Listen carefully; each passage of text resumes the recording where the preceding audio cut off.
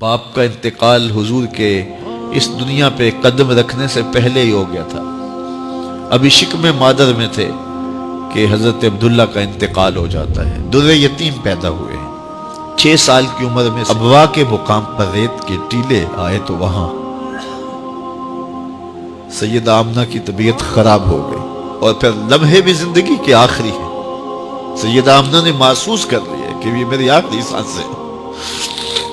سیدہ پاک نے حضور کے سر پہ ہاتھ رکھا اور روتے ہوئے کہا کہ بیٹا، ہر نئی چیز نے پرانا ہو جانا ہے، ہر باقی نے فنا ہو جانا ہے۔ میں بھی جا رہی ہوں، وَذِكْرَ بَاق وَوَلَدْتُ طُهْرًا، لیکن میرا ذکر نہیں مٹے گا، اس لیے کہ تیرے جیسا ستھرا بیٹا چھوڑ کے جا رہے ہیں۔ یہ آخری لفظ تھے سیدہ پاک کے کہ سیدہ آمنہ سلام اللہ علیہا کا انتقال ہو گیا۔ خیر، حضور ماں سے لپٹ گئے، امی آپ آگے بولتی نہیں ہیں، لیکن خاموش ہو گیا تھا چمن بولتا۔ حضور نے وہیں پھر اپنی ماں کی تدفین کی۔ تدفین کے بعد ام ایمن کے ساتھ سواری پر بیٹھ جاتے ہیں اور چمٹ جاتے ہیں ام ایمن کے ساتھ، اور وہ جا کے حضرت عبد المطلب کے سپرد کر دیتی ہیں۔ تو حضرت عبد المطلب حضور کو آغوش میں لے کے بڑا روئے، اور ام ایمن سے کہا کہ میرے اس بیٹے کا تم نے خاص خیال رکھنا ہے۔ اور پھر انہوں نے اتنا خیال رکھا کہ میرے حضور فرمایا کرتے تھے، ام ایمن میری ماں کے بعد میری ماں ہے۔ 2 سال کے بعد حضرت عبد المطلب کا بھی انتقال ہو گیا۔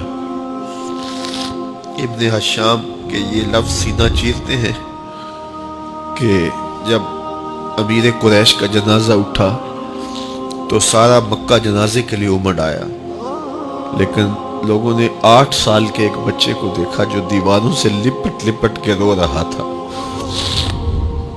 آج یہ سہارا بچھن گیا تھا۔ پھر چچا کی کفالت میں آئے۔ پھر ایک وقت آیا کہ وہ بھی اس دنیا کو چھوڑ گئے، اور اسی سال حضور کی اہلیہ کا انتقال بھی ہوا، اور اس سال کا نام عام الحزن، دکھوں کا سال رکھا۔ اہل مکہ نے جو سلوک کیا وہ کسی سے بھی مخفی نہیں ہے۔ پتھر مارے، گڑھے کھودے، کانٹے بچھائے، اجریاں ڈالی، اپنے گھروں کے کوڑے لا کے حضور کے گھر کے سامنے رکھ دیے۔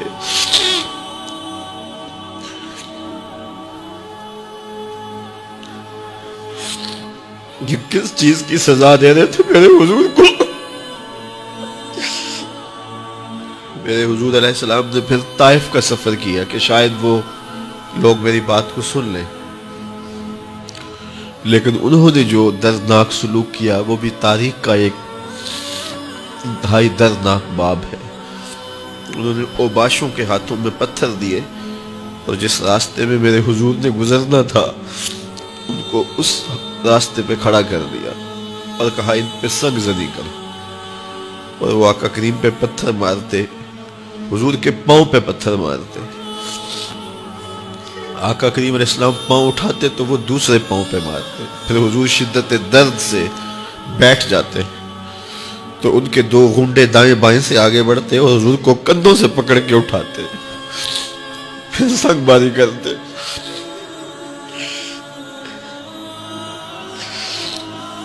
نالین حضور کے خون سے بھر گئے۔ عذاب کے فرشتے حضور کے پاس آئے کہ اگر آپ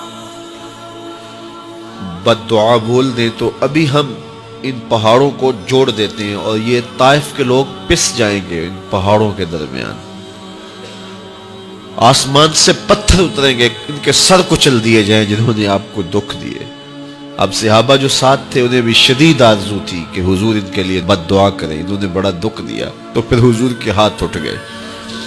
صحابہ کا خیال یہ تھا کہ ابھی حضور کی زبان کھلے گی اور بد دعا کے لفظ نکلیں گے اور یہ پیس دیے جائیں گے، لیکن جب وہ لب کھلے، وہ پتلی پتلی گلے قدس کی پتیاں، وہ لبہائے دور جب کھلے تو لفظ کیا تھے؟ اے اللہ میری قوم کو ہدایت دے دے، یہ مجھے جانتی نہیں، اور کہا کہ مجھے ان کی نسلوں سے ایمان کی توقع ہے۔